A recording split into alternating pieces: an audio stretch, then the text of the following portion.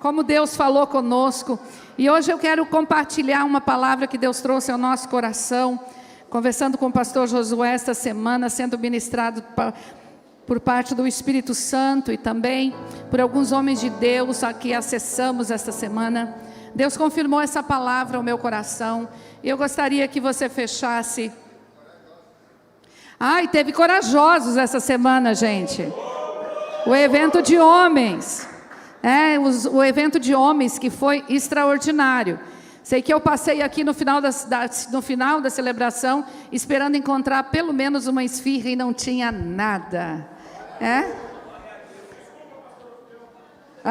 Pois é, não tinha nada. Mas melhor do que a esfirra que foi servido aqui, sei que foi o banquete da parte de Deus, que Deus ministrou profundamente ao coração dos homens de honra dessa casa. E tivemos 17 convidados, queridos. Isso é para aplaudir de pé.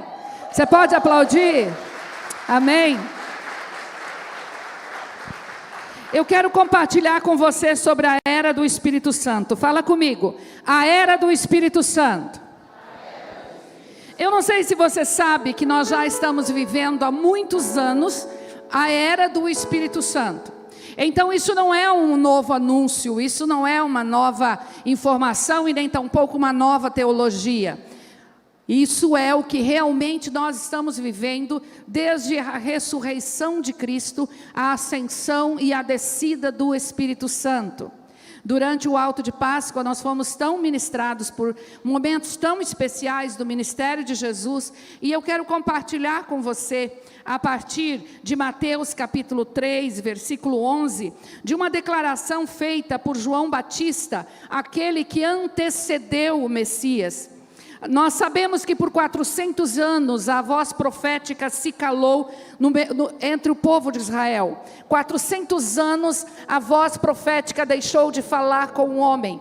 Porém, quando nós começamos ali, depois de Zacarias, que nós vamos para o primeiro livro de Mateus, nós percebemos ali um homem que se chamava a voz do que clama no deserto. Ele, o primeiro profeta do Novo Testamento, pelo menos o primeiro profeta mencionado do Novo Testamento, nós vamos encontrar João Batista. Mas João Batista, ele veio anunciando o mesmo discurso, a mesma palavra de Jesus. Ele dizia: arrependei-vos, porque é chegado o reino dos céus. E esse discurso de João Batista não agradava muito as pessoas. Mas apesar de João Batista vir com este discurso, logo depois dele viria aquele que era superior a ele. Ele estava anunciando a chegada do Messias. Fala, ele anunciou a chegada do Messias. E nós devemos anunciar o retorno do Messias. Podemos falar de novo? João Batista anunciou a chegada do Messias. Mas eu devo anunciar o retorno do Messias. Você pode se alegrar por isso? Eu sei que cai um peso de responsabilidade sobre nós, principalmente quando nós lembramos de João Batista, do comprometimento que João Batista tinha com o seu ministério e com a sua missão. Apesar de todos os sacerdotes, apesar de todos os mestres da lei rejeitarem aquela mensagem, e não somente a mensagem, mas rejeitarem também o mensageiro, João Batista não desistiu de levar adiante a palavra que o Senhor tinha colocado no seu coração. Arrependei-vos, porque é chegado o reino dos céus. Porém virá alguém mais poderoso que eu, alguém muito superior, cujas sandálias não sou digno de carregar. Ele os batizará com o Espírito Santo e com fogo. Fala comigo, Espírito Santo e fogo. Não somente batismo no Espírito Santo, mas também com fogo. João Batista, ele foi reconhecido como um profeta, mas apesar de ser profeta, ele não realizou nenhum milagre. Você já percebeu? Quando você lê a história de João Batista, você não vai encontrar nenhum milagre. No Antigo Testamento, os profetas também realizavam milagres. Elias, Eliseu, realizaram muitos milagres. Mas João Batista não realizou nenhum. Não que ele não estivesse sendo orientado e dirigido pelo Espírito Santo, não que não pudesse fazer. Mas porque Deus não permitiu que João Batista se movesse debaixo de uma unção de cura, debaixo de uma unção de libertação de demônios? Por que Deus não permitiu que João Batista realizasse grandes milagres e só chamasse o povo para o arrependimento e levasse o povo a batizar em águas? Ah, pastora, mas tem certeza que João Batista não fez milagres? Sim. João capítulo 10, versículo 40, afirma isso. Diz assim: foi para o outro lado do rio Jordão, perto do lugar onde João batizava no início. E ficou ali por algum tempo. Muitos o seguiram, comentando entre si. João não realizou sinais, mas tudo o que ele disse a respeito deste homem se cumpriu. E muitos ali creram em Jesus. Vamos lembrar que João Batista, ele fez muitos seguidores, ele fez muitos discípulos. Mesmo com esta mensagem, que talvez para os tempos de hoje, não é uma mensagem que atraia muito, não é uma mensagem que massageie muito o ego, ele não tinha muita trava na língua. A Bíblia diz que ele morreu, inclusive decapitado, a sua cabeça foi pedida, e o rei mandou decapitá-lo, e entregou a cabeça de João Batista. E ele passou por esse tipo de morte, porque ele não tinha trava na língua, ele não tinha preocupação com a reputação dele, ele não tinha medo. O que poderia acontecer? Se a mensagem era de juízo, ele trazia a mensagem de juízo. Se a mensagem era para arrepender-se, então ele falava que era para se arrepender. Ele não chamava pecado de probleminha, ele chamava pecado de pecado. Ele não chamava rebeldia de ferida, ele chamava rebeldia de rebeldia. Ele olhava para os fariseus e chamava eles de raça de víboras. Então talvez ele entrasse dentro, hoje, se fosse nos dias de hoje, ele entraria dentro das nossas casas de adoração e olharia para muitos de nós e nos chamaria de raça de víboras por conta da nossa religiosidade. E a religiosidade é você saber o que deve fazer e não fazer. Mas João Batista não estava muito preocupado com isso. João Batista queria cumprir com o seu chamado e o seu destino profético. Olha para o seu irmão e diz: você tem um chamado e um destino profético. Não se preocupe com a sua reputação. Se preocupe em ser aprovado pelo Senhor. Porque se ele não tivesse sido aprovado pelo Senhor, nós não estaríamos falando a respeito dele. Se ele não tivesse sido aprovado pelo Senhor, o Senhor teria que levantar outro para anunciar. O Senhor levantaria outro com coragem, com ousadia, para fazer aquilo que ele não tivesse feito. Deus nunca deixará de realizar o seu plano. Deus nunca deixará de realizar o seu projeto por conta de um não de um homem. Ele sempre vai levantar aquele que estiver na fila da oportunidade. Quem aqui está na fila da oportunidade para Deus usar nessa era do Espírito Santo? Eu estou nessa fila da oportunidade. E eu estou o tempo todo dizendo: ó Senhor, se não tem ninguém para usar, eu estou aqui, pode me usar. Se não tem ninguém melhor do que eu, Deus, pode me usar. Sabe, em todos os evangelhos, nós percebemos que Jesus, então, ele veio com um diferencial. João Batista cumpre o seu chamado, obedece à orientação do Senhor, e aí Jesus se apresenta diante dele, ele é batizado. Então ele passa pelo batismo de João. No momento em que ele passa pelo batismo de João, entende-se que naquele momento o Espírito Santo foi derramado sobre ele. Então o batismo de Jesus foi um batismo em águas e também um batismo com o Espírito Santo. Até os 30 anos de idade, Jesus não realizou milagres. Até os 30 anos de idade, Jesus não expulsou demônios. Até os 30 anos de idade, Jesus não ressuscitou os mortos. Até os 30 anos de idade, Jesus não trouxe grandes revelações. Mas a partir dos 30 anos de idade, quando o Espírito Santo desceu sobre ele, e a Bíblia diz que apresentou-se de uma forma corpórea, uma simbologia do Espírito Santo, como uma pomba pousou sobre ele. Então a partir dali começou a sua missão, e a partir dali começou o seu ministério. Então isso mostra que Jesus não pôde fazer nada sem o Espírito Santo. Por que que a gente quer fazer alguma coisa sem ele? Se Jesus, sendo Deus, não pode fazer nada sem o Espírito Santo, como eu, mortal, e você, tento fazer alguma coisa sem o Espírito Santo. Olha para quem está do seu lado e diz: ei, você está vivendo a era do Espírito Santo, mas o Espírito Santo está trabalhando através de você. Em todos os evangelhos nós percebemos que Jesus entrava nas cidades e Deus o usava. Então o Espírito Santo, ele movia Jesus para todos os cantos. Mas é interessante que o Espírito Santo levava Jesus nos lugares menos desejados.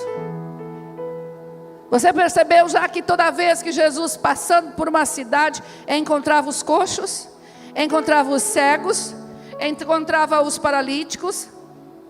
Jesus sempre ia onde havia uma necessidade. Fala comigo: necessidade é a oportunidade de Deus fazer um milagre. Nas cidades era comum naquela época ter um centro da cidade onde tinha uma sinagoga, tinha um mercado onde ali eram feitos todos os negócios, e era neste lugar que ficavam os pedintes, era neste lugar que ficavam os mendigos, era neste lugar onde ficavam aqueles que dependiam da ajuda de alguém. E o povo judeu, eles receberam um ensinamento da parte de Deus, e eles praticam até hoje. E este ensinamento é: se você encontra uma pessoa com uma necessidade, e você tem como ajudá-lo, você não pode passar de largo e não ajudar. Então pensa você, Jesus entrava, ia no mercado público, onde todos os judeus estavam fazendo seus negócios. Lá estava também a sinagoga, que era a igreja dos judeus. Então era comum que naquele lugar sempre tivesse pessoas que estavam dependendo da ajuda alheia. É por isso que quando nós vamos lá no Antigo Testamento, nós vamos encontrar Pedro e João subindo a escada formosa lá no templo.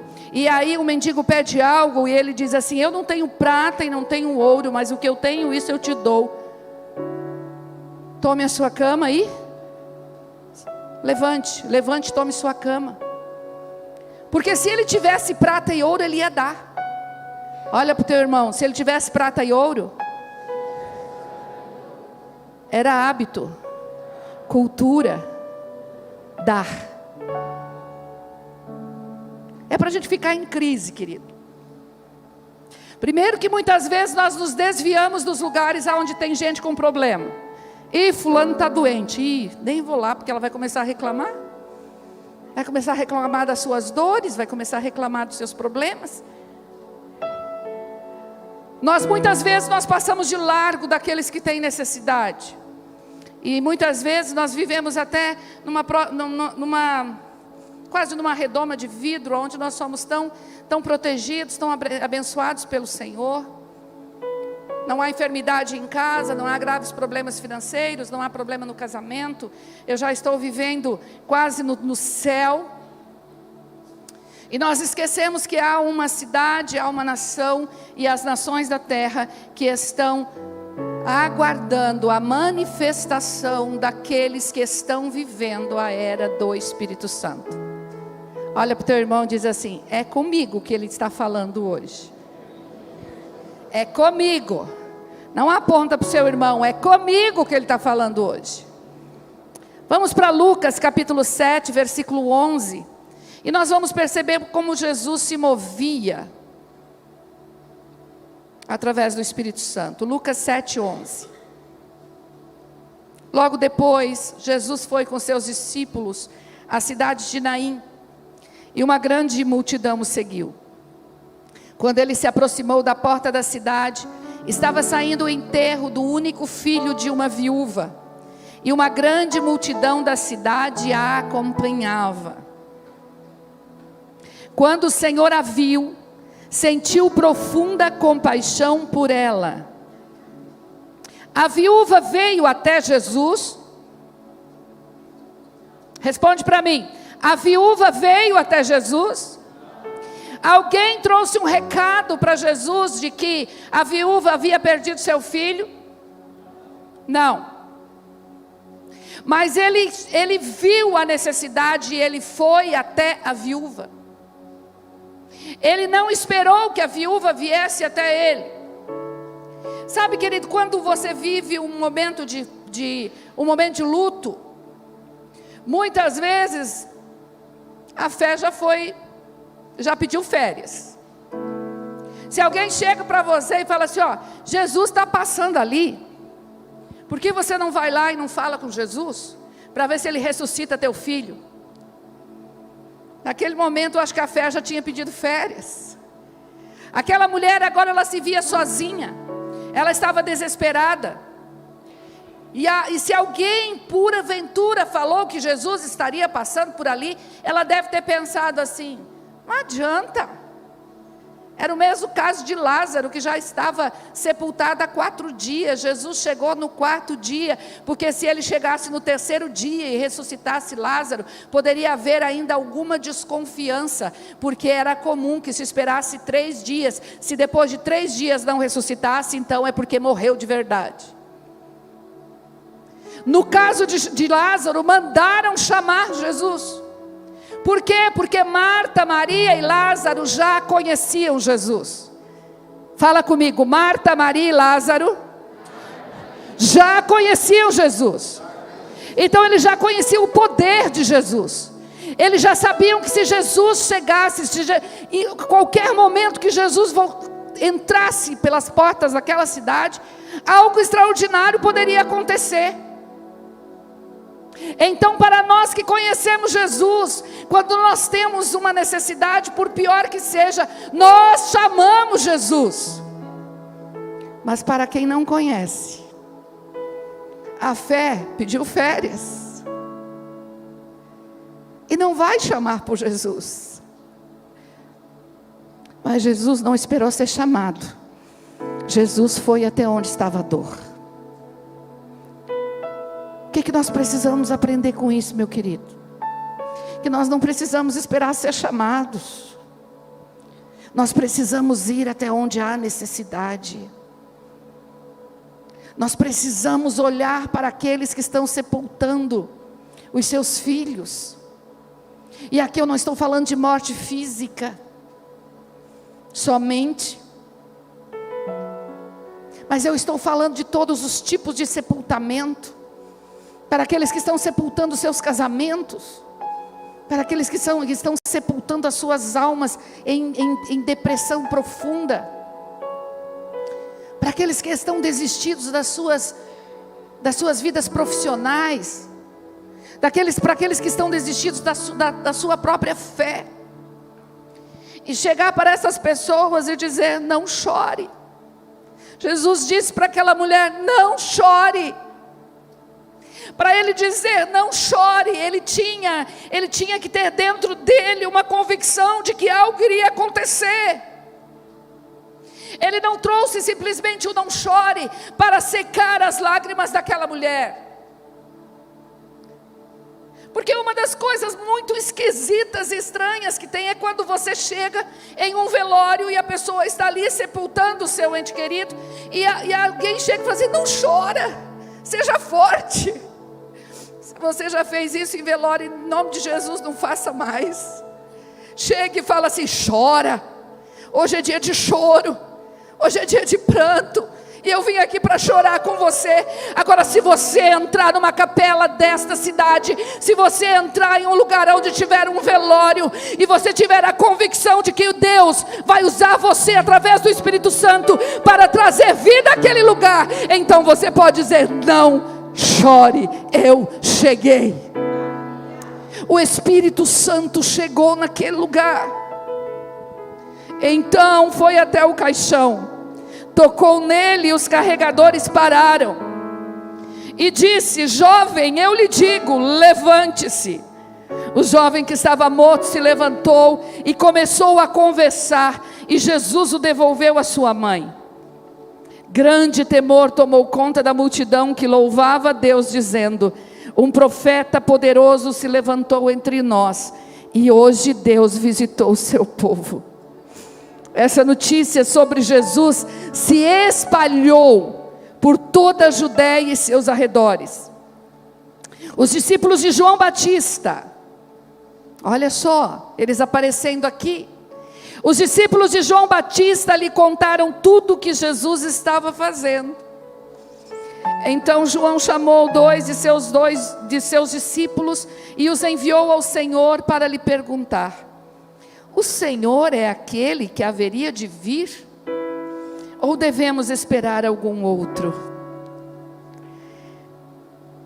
Os milagres que Jesus estava fazendo chamaram a atenção não só das pessoas, mas chamaram a atenção do próprio João, que havia batizado Jesus, que havia ouvido uma voz que veio do céu: este é o meu filho amado em quem eu tenho prazer.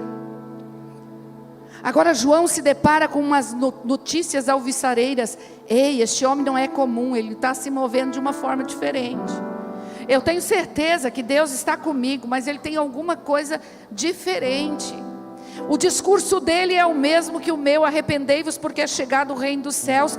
Eu fiquei sabendo, eu ouvi o discurso dele quando ele voltou do deserto, porque logo depois do batismo ele foi e passou 40 dias jejuando, e quando ele voltou, a primeira pregação dele é: arrependei-vos porque já é chegado o reino dos céus. Mas ele tem algo diferente. Além de ele ter um chamado para arrependimento, além de ele chamar para perdão de pecados, além de ele estar trazendo a oportunidade das pessoas receberem perdão e serem salvos, ele está trazendo algo diferente, algo que eu não me envolvi nisso. Tem alguma coisa diferente nele. E João então manda seus discípulos conversarem com Jesus: ei, vem cá, vai lá e fala com Jesus e pergunta se ele é o Messias que estava por vir, ou se a gente ainda tem que esperar outro. Você já pensou? Alguém estar com você nessa cidade e causar um grande alvoroço, e pessoas de outras cidades, de outras nações, começarem a mandar mensagens, ou a mandar pessoas vir te ver pessoalmente para ver o que estava acontecendo ali. E por que João não foi pessoalmente? Porque ele estava preso. Porque se ele não estivesse preso, ele teria saído do lugar que ele estava e teria ido correndo, e ele ia querer saber o que aquele homem estava fazendo, o que aquele homem tinha de diferente, o que aquele homem tinha acessado que ele ainda não tinha acessado. E os discípulos chegam para Jesus, e fazendo o que João Batista lhe ordenou, diz assim: os dois discípulos de João encontraram Jesus e lhe disseram: João Batista nos enviou para lhe perguntar: o Senhor é aquele que haveria de vir? Glória a Deus, agora tem retorno aqui, obrigada, Vilmar. O Senhor é aquele que haveria de vir? Ou devemos esperar algum outro? Naquela mesma hora, Jesus curou muitas pessoas de suas doenças, enfermidades e espíritos impuros, e restaurou a visão a muitos cegos. Ei, João Batista mandou fazer a pergunta se ele era o Messias. Ele simplesmente poderia ter olhado para aqueles discípulos e falado assim: sim, pode dizer que eu sou. Pode dizer que eu sou. Eu sou o Messias. Mas antes de responder, ele cura doentes, expulsa demônios, liberta os cativos, diante daqueles 2 discípulos de João. E quando aqueles 2 discípulos de João olham isso, talvez eles tenham pensado: mas por que ele não responde? Por que ele não responde? Porque nós estamos esperando o Messias para nos libertar, para nos tirar da tirania dos romanos. Ele podia responder, e essa tarefa que João nos deu seria muito mais rápido. Mas ali Jesus estava nos dando uma lição, assim como ele deu para os discípulos de João Batista.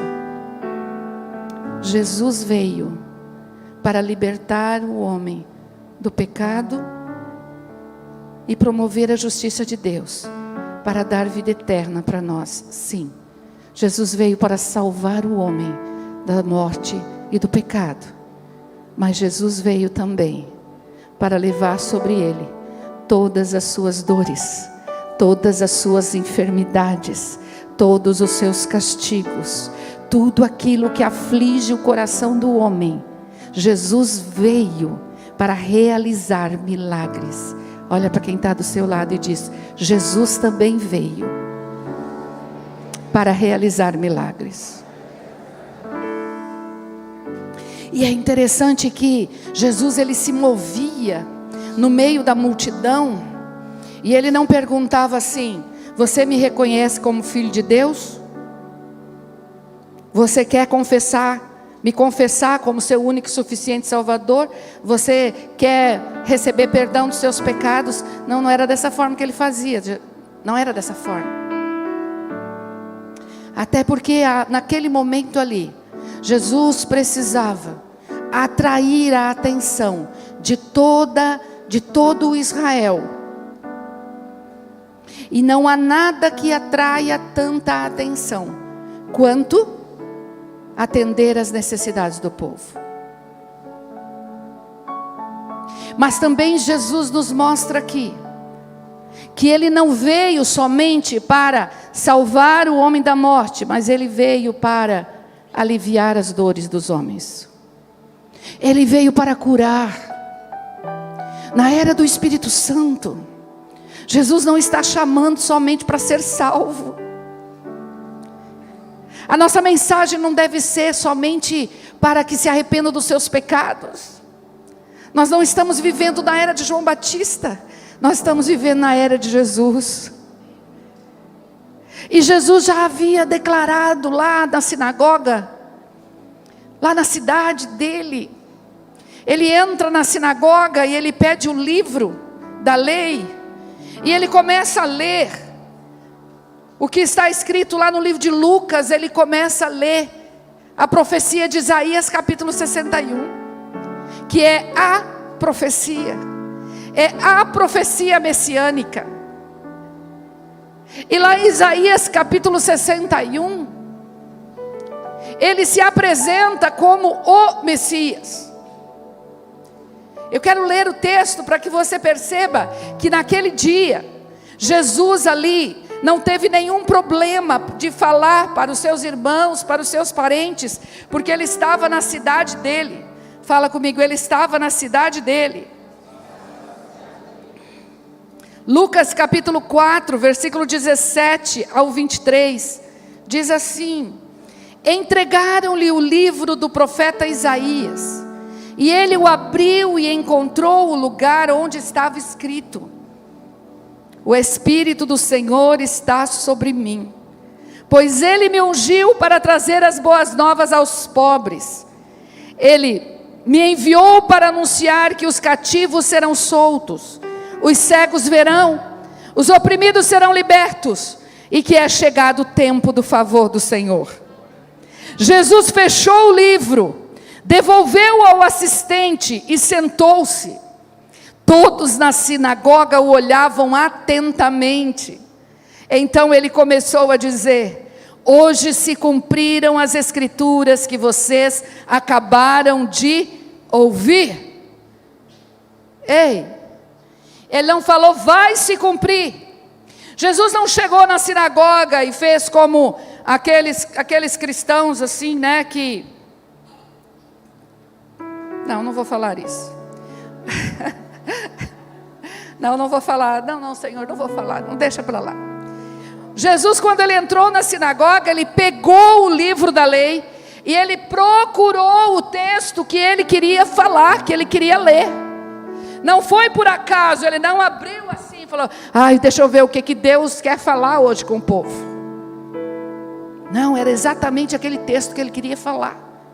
Naquele dia ele queria revelar ali na cidade de Nazaré, que não creu nele. Logo em seguida, neste mesmo texto, nós vamos encontrar a seguinte declaração: e não pôde Jesus fazer muitos milagres naquela cidade, por conta da falta de fé e da incredulidade do povo de Nazaré. Mas ele queria naquele dia que a cidade dele soubesse que ele era o Messias. Mas ali estava se cumprindo essa profecia de Isaías capítulo 61, porque esse texto aqui está em Isaías 61. E ali está dizendo que é para levar boas novas aos pobres, anunciar que os cativos serão soltos, que os cegos verão, que os oprimidos serão libertos, e que é chegado o tempo da graça ou do favor do Senhor. Então ali ele estava dizendo: para que ele veio? Pergunta para o seu irmão que está do seu lado: para que Jesus veio?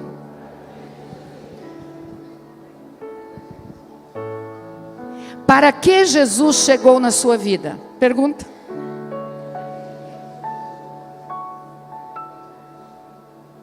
Agora responda para o seu irmão: ele veio para te salvar? Você já acessou salvação? Ele veio para te libertar. Se vai libertar é porque está preso a alguma coisa. Se está cativo é porque tem alguma amarra. Se está oprimido é porque tem alguém que é mais forte do que você. Então pergunta para o teu irmão: ele já te libertou dos demônios? Ou tem algum demônio aí? Bate nas costas. Tem algum demônio aí? Tem alguém habitando aí dentro de você ainda? Você já se perguntou por que Jesus morreu tão rápido na cruz? Por que ele morreu tão rápido? Porque era comum esses homens crucificados ficarem dias. E Jesus não era um fracote. Fala para o teu irmão assim: Jesus não era um fracote. Ele não ia para a academia levantar peso, não. Mas ele caminhava quilômetros por dia. Muitos quilômetros por dia. Então eu fico pensando num Jesus assim, bombadão, não é, Luciano? Ele tinha músculo. Sabe, mas Jesus não era fraco. Ele morreu rápido. Imagina vocês. Ele levou sobre si todas as nossas enfermidades. Você sabe o que é isso?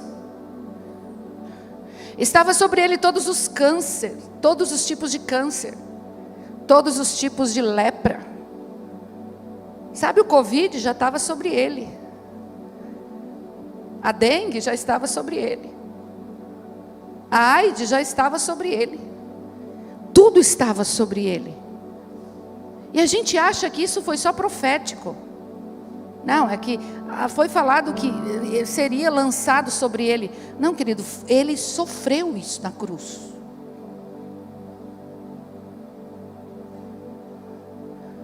Estou com dor de cabeça, não vou na celebração. Estou com dor na coluna, é muito tempo sentado. Ai, o carro quebrou. Não, ir a pé 4 quadras é demais. Não, estou muito cansado, trabalhei a semana toda. Fala para o teu irmão, Jesus não era fracote assim. Igual essa geração nossa. Que por qualquer coisinha, a gente está pedindo arrego. Qualquer coisinha, a gente diz que não dá. Ai, estou com uma cólica, as mulheres estão com uma cólica. Sabe que todo mês tem cólica. Ah, hoje eu não vou orar porque eu estou com cólica. Jesus sobre a cruz, Ele recebeu todas as nossas enfermidades. E Ele sofreu as dores na cruz. Por que que Jesus pode curar todas as enfermidades? Porque Ele já curou na cruz. Nós só precisamos reivindicar em nome dEle esta cura. Mas quando nós estamos enfermos, a primeira coisa, e queridos, muitas vezes eu já cometi esse pecado, e eu estou confessando aqui de público para vocês outra vez. Alguém chega para nós e diz assim: meu filho está com vômito, meu filho está com diarreia, já fez o exame da dengue? Quando a primeira pergunta a fazer, você já impôs as mãos sobre o seu filho, já orou e já declarou cura? Já pastora, já pastor, já irmão, já fiz isso. Ok, então eu estou indo aí porque eu vou orar também. Eu vou impor as minhas mãos também sobre você, sobre o teu filho. E eu vou orar para que ele seja curado. O irmão lá, o fulano está com depressão. Já foi no psicólogo tal, sim. No outro, sim. Já passou por 34, 35 psicólogos e não resolveu o problema.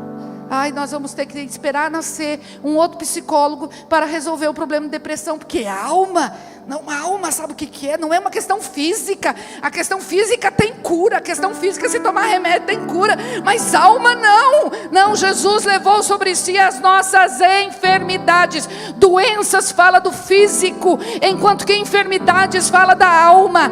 Todas as doenças emocionais. Todas as doenças emocionais. Mas nós corremos de um canto. E não estou dizendo que não devemos utilizar o caminho da psicologia. Podemos usar todas as ciências. Mas é nele que está a cura da sua alma, meu irmão. É nele que está a cura da sua alma. Enquanto você não toma posse desta cura, você pode rodar o Brasil e o mundo, e você não vai alcançar a satisfação na sua alma. Porque foi Ele que levou sobre si todas as suas enfermidades. Você está em depressão, recebe a cura hoje. Se você está com síndrome de pânico, recebe a cura hoje. Se você está com qualquer que seja as síndromes, porque hoje nós temos uma lista imensa. Você pode tomar posse da cruz. Mas você precisa de pessoas ousadas também, que chegue na sua frente e declare: levanta, como Jesus fez com aquele que estava morto. Ele já estava no caixão. Ele já estava no caixão. Nós estamos para viver um tempo aonde as sepulturas vão se abrir. Nós estamos para viver um tempo aonde os cemitérios vão estar em polvorosa, porque Deus vai ressuscitar os mortos. Você vai entrar no velório e você vai sair festejando, porque aquele homem e aquela mulher foi ressuscitado. Pastora, por que você está falando isso? Você está falando isso para nos animar, porque a situação não está fácil, pastora. A situação não está fácil. Então, eu não estou falando isso para animar. É só ler as Escrituras. É só ler as Escrituras. Que nos últimos dias Ele derramaria do seu Espírito sobre toda a carne. Ele derramaria do seu Espírito sobre toda a carne. Querido, até 2020 a humanidade tinha esperança nas indústrias farmacêuticas. Hoje as indústrias farmacêuticas já demonstraram que elas não podem fazer nada pelo homem, muito pelo contrário. Tomamos vacina em 2020, achando que estávamos protegidos. Agora 2021, agora 2023 diz assim: ei, tem gente morrendo de trombose por causa da vacina.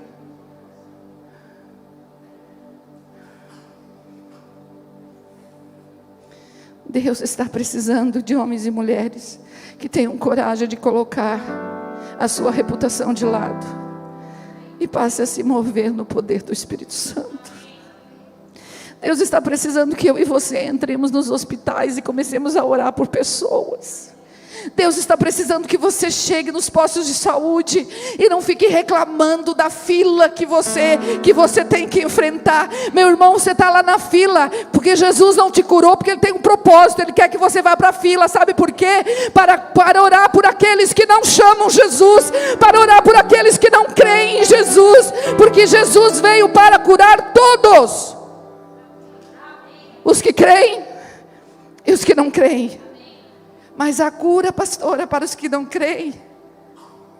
O morto, o filho da viúva, ele tinha fé para se levantar? Aonde estava a fé dele? Estava no caixão.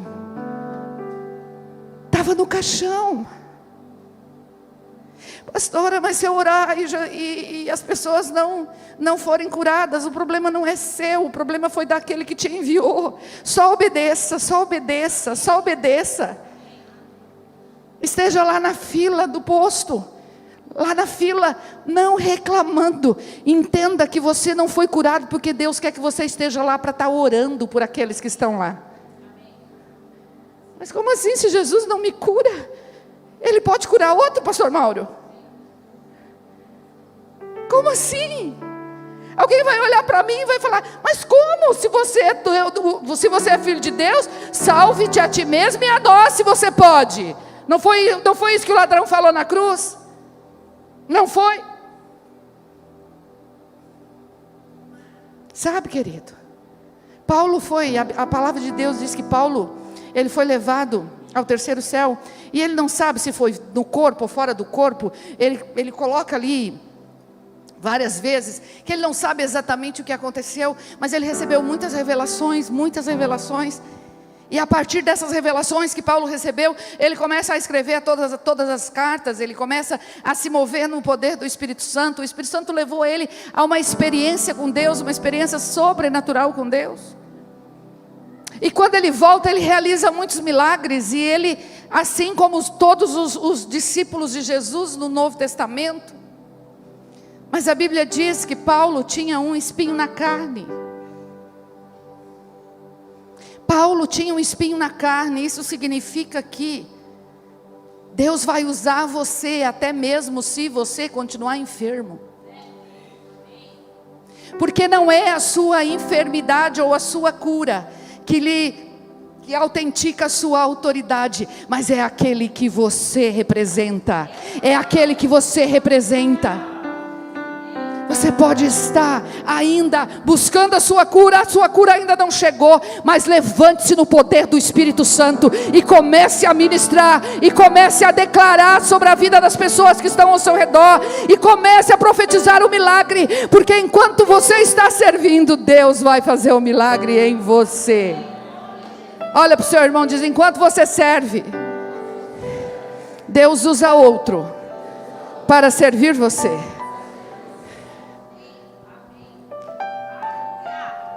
Só que muitas vezes nós fazemos isso aqui, queridos, sentamos,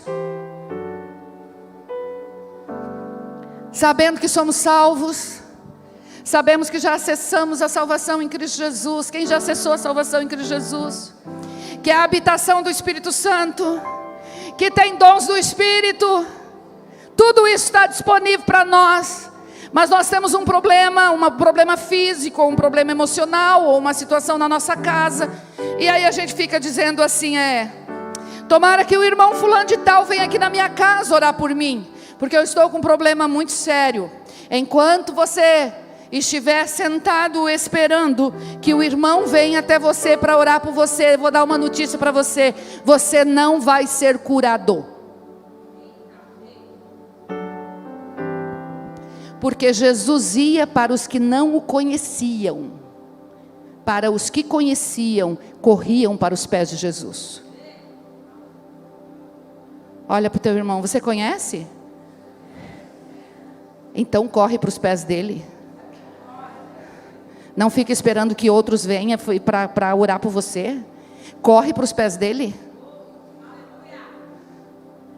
Se você já recebeu Jesus, você não tem que ficar sentado esperando nada. Você tem que se levantar e ser a resposta daqueles que têm necessidade. Você é a resposta daqueles que têm necessidade. O poder não é seu, a autoridade não é sua. E recebereis poder quando sobre vós for derramado o Espírito Santo, e ser-me-eis minhas testemunhas, tanto em Jerusalém quanto Samaria, tanto Judeia até os confins da terra. Testemunhas de quê? Testemunhas de tudo que Ele fez e do que Ele está fazendo. Não é testemunha da morte, não é somente testemunho da morte, é testemunha de tudo que Ele fez. E Jesus, só catalogado de milagres de Jesus, são mais de 35, mas a palavra de Deus diz que se fosse escrito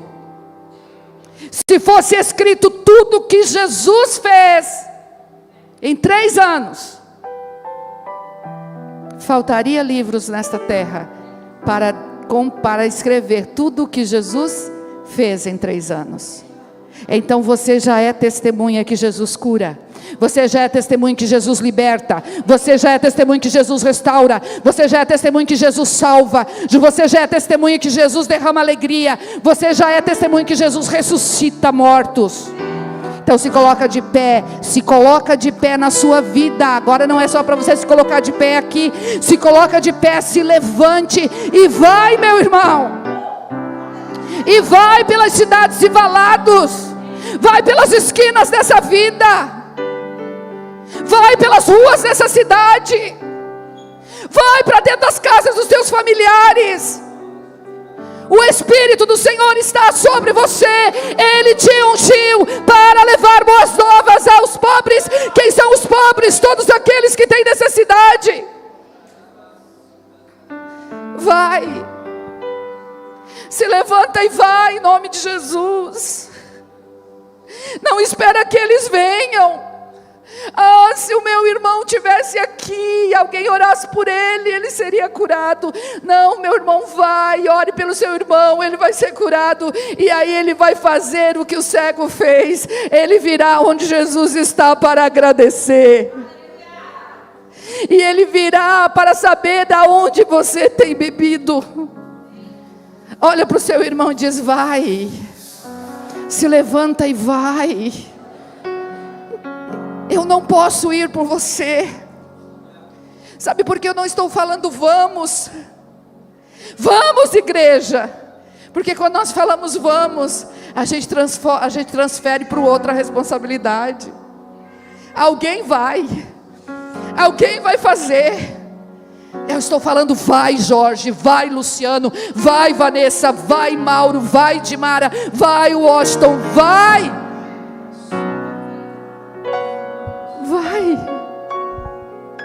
Vai. Pegue na mão do seu irmão. Feche seus olhos. Pastora, ninguém vai orar por mim. Nós já oramos por você. E eu sei que o Espírito Santo já realizou uma cura extraordinária na sua vida. E você vai testemunhar disso. Mas o que nós vamos orar agora aqui para que o Senhor nos batize com fogo nessa noite. Mas sabe o que o fogo faz, querido? O fogo não faz você pular, saltar. O fogo não faz você falar em línguas, isso faz parte. Mas o fogo consome o seu interior em compaixão por pessoas. É este batismo de fogo que nós precisamos. É um batismo de fogo que gera compaixão por aquele que necessita. É esse batismo de fogo que eu estou clamando nessa noite. Ontem eu orei e falei: Senhor, é este batismo de fogo. Um fogo que consome, um fogo que consumia Jesus. Que Jesus não conseguia ficar parado. Quando as pessoas queriam que ele ficasse nas cidades, ele dizia: não, eu tenho muita coisa para fazer. Eu tenho muitos pobres, eu tenho muitos cativos, eu tenho muitos enfermos, eu tenho muitos paralíticos que precisam de mim. Eu não vou ficar descansando aqui na tua casa. A Bíblia diz que Jesus passava por Betânia e ele passava alguns dias na casa de Marta e Maria e de Lázaro. Mas a Bíblia não diz que Jesus tirou férias. Que Jesus tirou férias do seu ministério dentro da casa de Marta e Lázaro. Porque o prazer de Jesus, o prazer de Jesus e o descanso de Jesus era ver o que o Pai estava fazendo através dele. O que o Pai estava fazendo através dele. Queridos, nesta semana, no dia 20, tem uma profecia maldita que nós já quebramos. Esta profecia sobre a cidade e sobre a nossa nação, a respeito das escolas. Nós já quebramos essa profecia. Não vai acontecer em Foz do Iguaçu. Não vai acontecer em Foz do Iguaçu. O inferno vai se calar e as nossas crianças em Foz do Iguaçu estarão protegidas pelo Senhor. Mas sabe por que está se falando sobre o que vai acontecer no dia 20? Porque as pessoas estão doentes. As pessoas estão enfermas, as suas almas estão enfermas. Sábado passado, enquanto nós estávamos aqui celebrando o alto de Páscoa, aqui a três quadras daqui, uma mulher se lança do 16º andar de um edifício. Sabe por quê? Porque o desespero está tomando conta da vida das pessoas. O desespero está tomando conta da vida das pessoas. E tem uma resposta para elas: Jesus. E tem um mensageiro para elas: você. Tem uma resposta e é Jesus, e o mensageiro é você. A resposta é Jesus e o mensageiro é você. Você não é a resposta, mas você é o mensageiro. Você é o mensageiro, você é a mensageira. Você vai entrar nessas casas, você vai entrar nesses hospitais, você vai caminhar por essas ruas, e os seus olhos estarão abertos, e o seu ouvido estará aberto, e o seu coração vai se constranger, porque o fogo do Espírito começa a incendiar dentro de você. O fogo do Espírito começa a incendiar dentro de você, gerando compaixão. Ore, abra sua boca e ore. Se você não consegue perceber, se você não consegue sentir compaixão por aqueles que sofrem, se arrependa nessa noite. Pastora, eu não consigo, pastora, eu não sinto compaixão, o meu coração não se quebranta. Então se arrependa nessa noite, peça perdão ao Senhor. Você está precisando pedir perdão ao Senhor, porque você não está vendo e não está sentindo a dor e o sofrimento das pessoas que estão ao seu redor. Oh Jesus,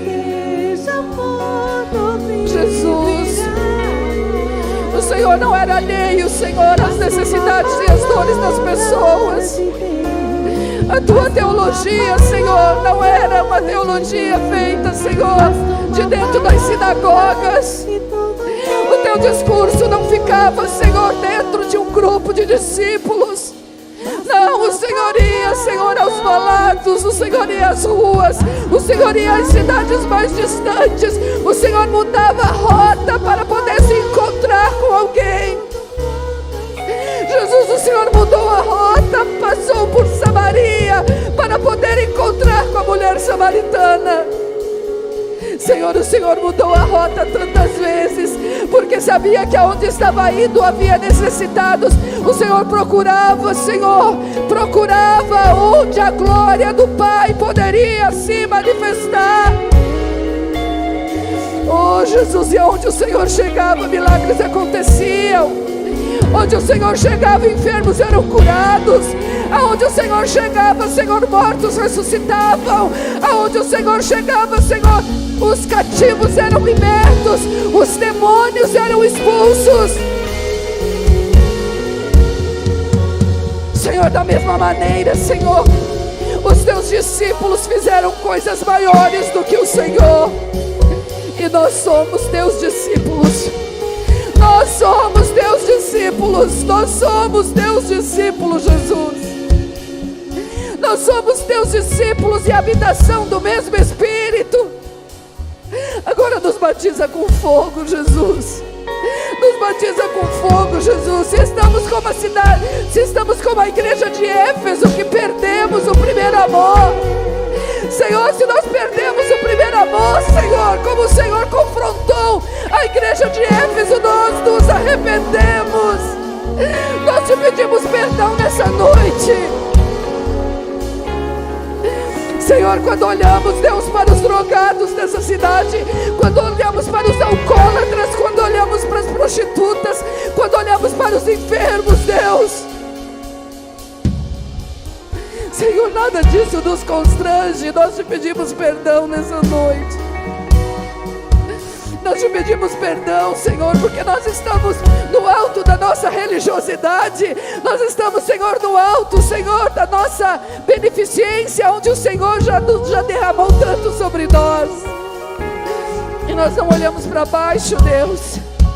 Nós não olhamos para baixo, Senhor. Senhor, nos ajude a olhar para baixo. Nos ajude, Senhor. Remove, Senhor, remove de nós, Senhor. Remove de nós toda a pedra da religiosidade. Remove de nós toda a pedra do egoísmo. Remove de nós toda a pedra da idolatria. Remove de nós, Senhor, toda a pedra do comodismo. Ah, Senhor, nós temos a mensagem. O Senhor é a resposta. O mesmo poder, Senhor, que te levantou, o mesmo poder que te levantou da sepultura, é com este mesmo poder que o Senhor nos enviou. É com este mesmo poder que o Senhor nos enviou. Senhor, que esta semana seja a semana do Espírito Santo. Que esta semana seja a semana, Senhor, que inicie, que comece, Senhor, a semana de milagres, a semana de milagres, a semana de cura, a semana, Senhor, de libertação. Senhor, que nesta semana os diagnósticos comecem a mudar, Senhor, através das orações que foram feitas e que serão feitas pelo teu povo nesta cidade. Senhor, nós dizemos nessa noite sim para o que o Senhor quer fazer no nosso tempo. Nós dizemos nessa noite sim, Senhor, para este avivamento 12 vezes maiores do que Toronto. Nós dizemos sim, Senhor, para este avivamento, Senhor, que trará cura, Senhor, nas ruas, Senhor, que trará libertação, que trará salvação. Nós dizemos sim, Senhor. Envia, Senhor, a cada um de nós nessa noite, Senhor. Nessa noite, Senhor, queima dentro de nós. Queima dentro de nós o que outrora já queimou. Ah, Jesus. Senhor, queima dentro de nós o que outrora já queimou. Senhor, a expectativa do milagre, a expectativa do que o Senhor faria na celebração, a expectativa do que o Senhor faria na célula, a expectativa do que o Senhor faria no discipulado, a expectativa, Senhor, do que o Senhor faria, Senhor, em um encontro informal, Deus, com um familiar.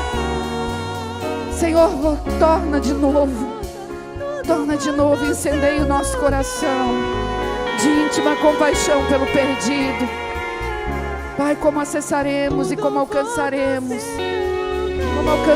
os que sofrem, Senhor, se não sentirmos as dores deles. Jesus, na cruz o Senhor sentiu todas as dores por mim. Na cruz o Senhor sentiu todas as dores por mim.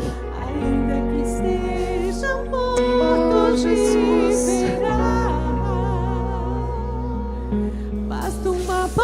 Senhor,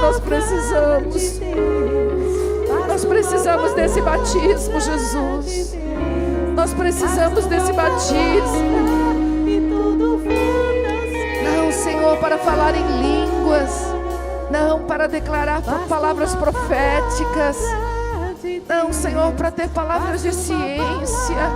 Mas nós precisamos desse batismo, Senhor, para ser movidos de íntima compaixão, pois foi isso, Espírito Santo, o diferencial entre João Batista e Jesus. Esse foi o diferencial, Espírito Santo, entre João Batista e Jesus. Nós não queremos uma palavra de juízo sobre esta nação e sobre as nações da terra. Nós queremos uma palavra de amor e de misericórdia. De amor e de misericórdia, que atende sim o órfão, que atende a viúva, que acolhe o desamparado, que abraça o rejeitado. Nós queremos, Senhor, este batismo de amor e de compaixão. Espírito Santo, constrange o nosso coração. Constrange o nosso coração.